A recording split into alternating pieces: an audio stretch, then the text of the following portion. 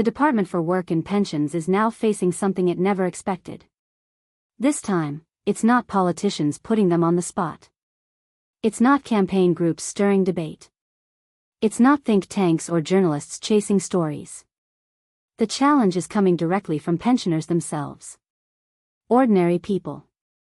People who worked their whole lives, paid into the system, and trusted that, when their time came, they would receive the security they had earned. Instead, many now find themselves fighting that very same system, dragged into a battle in court simply to claim what was promised. This is unfolding right now, and the outcome could have massive consequences for every pensioner across the United Kingdom. This is not an exaggeration, it's a moment that could define the future of pension rights for years to come. Across towns and cities, thousands of pensioners have suddenly discovered their payments have been blocked or frozen. No letter. No warning. No explanation. Just silence, and then, an empty bank account. Imagine that, waking up, expecting the money you rely on to cover food, rent, or medicine, and finding nothing there. And we're not talking about a short delay of a day or two. Many have gone for weeks without a single penny. For people on fixed incomes, that's devastating. It has meant missed rent, unpaid bills, mounting debts, and, in too many cases, skipped meals. Some pensioners have had to choose between heating and eating. The department's response so far? Vague excuses, phrases about technical issues, and robotic messages asking people to be patient. But when you're weeks into financial crisis, patience is not an option.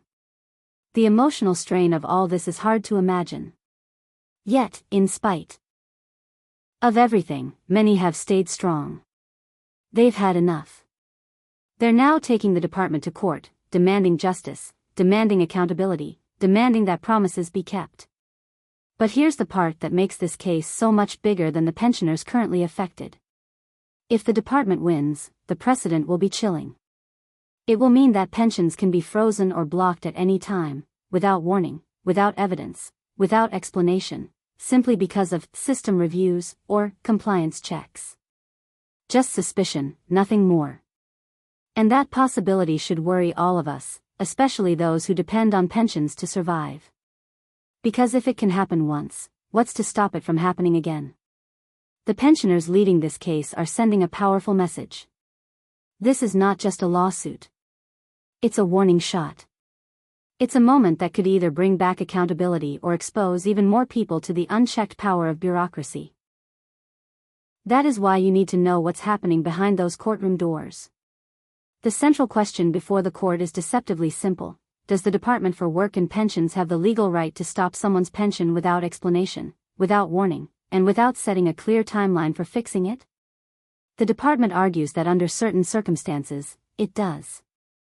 The pensioners and their legal teams argue the opposite. They say stopping a pension like this is not only unfair but unlawful. It undermines financial security, breaches trust, and strips people of their dignity. The stakes could not be higher, because this clash of arguments may shape the future of pensions for decades to come.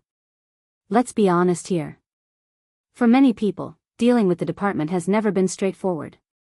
Whether it's universal credit, personal independence payment assessments, or pension updates, the process rarely feels personal. Too often, people feel like they're being processed rather than heard, like they've been reduced to forms, case numbers, and endless wait times. Imagine that feeling, and then imagine one day your pension simply vanishes from your account. No warning, no explanation, just silence.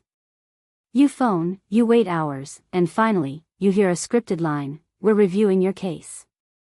Please be patient." That might be manageable if the money reappeared the next day. But for weeks, sometimes longer, nothing changes. This time, pensioners aren't waiting quietly. They're fighting back, and their battleground is the courtroom. Lawyers representing pensioners have laid out detailed cases. They've shown evidence of consistent patterns, long delays, contradictory messages, vague language, and, above all, sudden freezes that leave people stranded. Their claim is clear: blocking pensions without notice or explanation is more than careless administration. It's an unlawful denial of access to what people are entitled to. It violates due process. It undermines financial stability. And it robs people of dignity in retirement. These are not abstract legal points. They are principles that matter in the daily lives of real people. After decades of work and contribution, pensioners deserve stability, not suspicion. So, how did it come to this? It began quietly, as so many crises do. A few reports trickled in, pensioners saying payments hadn't arrived. At first, the explanations seemed routine. Compliance checks. Minor system errors. But then the reports multiplied. Local newspapers started covering cases. That's what makes this legal case so urgent. It isn't just about whether payments are restored. It's about transparency. It's about accountability. It's about sending a message that pensioners will no longer accept silent punishment from the very system they spent their lives funding. One of the saddest realities to emerge is that many pensioners initially blamed themselves. They assumed they had made a mistake, forgotten to send a form, missed a letter. They felt ashamed, waiting quietly while their financial situation collapsed around them. That kind of psychological damage is enormous. No government department should ever have the power to create such despair without justification. Legal teams are now exploring whether these freezes breach not only UK law but also international human rights law, particularly the right to peaceful enjoyment of one's possessions. A pension is not a handout. It is not a benefit that one must beg for. It is a right, earned through years of work and contribution. To take it away without reason is not simply wrong. It is a betrayal of trust. And here's something even more troubling. There are growing signs that many of these freezes are not even the result of human decision-making. Instead, automated systems, algorithms designed to flag irregularities or potential fraud, may have been responsible for suspending payments. Without proper oversight, these systems have created chaos, mislabeled innocent people, and left pensioners destitute. If this is proven in court, the consequences could be far-reaching. It could open the door to claims for compensation, force a complete overhaul of policy, and perhaps even lead to apologies from senior officials. Members of Parliament are already paying close attention. Some have raised urgent questions in Parliament, demanding explanations from ministers. Constituents have flooded MPs with letters, anxious to know whether their pensions could be at risk next. And behind the scenes, it is almost certain that hurried meetings are taking place as officials scramble to contain the fallout. But at its heart, this case isn't about confrontation. It's about protection. It's about ensuring that pensioners can live in dignity, not fear. It's about guaranteeing that people who have carried the economic backbone of the nation can look forward to a retirement that is stable and secure. It's about drawing a line and saying enough is enough. This moment carries real power. Pensioners are not just passive recipients anymore. They are active challengers. They are demanding that their voices be heard. They are holding the system accountable. And that should inspire every one of us, no matter our age. Now, it's important to remember that court processes take time. Evidence must be presented, witnesses must give statements, arguments must be tested. This will not be resolved overnight. But that doesn't mean people should sit back and wait. If you, or someone you know, has had a pension delayed or frozen, now is the time to keep records. Gather bank statements. Keep letters. Save phone logs. Build the evidence. Because if this case succeeds, the door may open to appeals, reimbursements, and stronger rights for those who step forward. And never underestimate the power of public pressure. Media coverage, community voices, and collective solidarity make a difference. The more awareness there is, the harder it becomes for departments to quietly brush these issues aside. Behind every frozen payment, there is a real story. A grandmother unable to afford her prescription.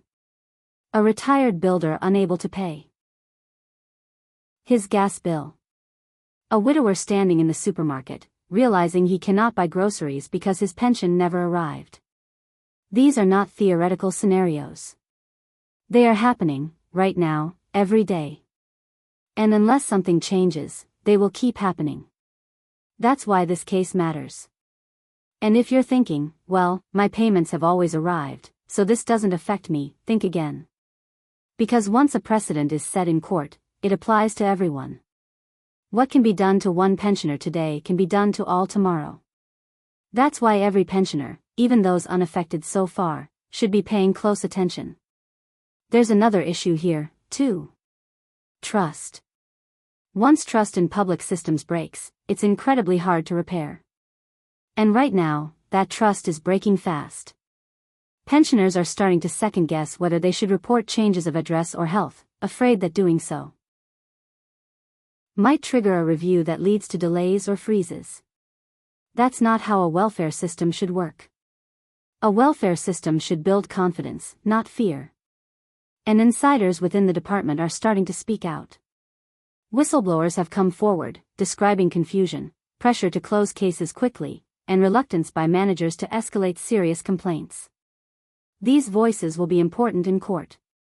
They prove the problem is not just clerical. It is systemic. So where does this leave us? Right now, we stand at a crossroads. This case has the potential to reshape how pensions are handled, how automation is used, and how departments communicate with the people they serve. It could bring new safeguards, stricter timelines, and clearer standards. Or, if it goes the other way, it could normalize arbitrary freezes, leaving pensioners vulnerable for years to come. But there is hope. Real hope. Because already, this case has done something powerful. It has made people pay attention. It has started conversations across dinner tables, in community halls, in doctors' waiting rooms. It has pushed people to ask questions, to demand answers, to insist on better treatment. That is how real change begins.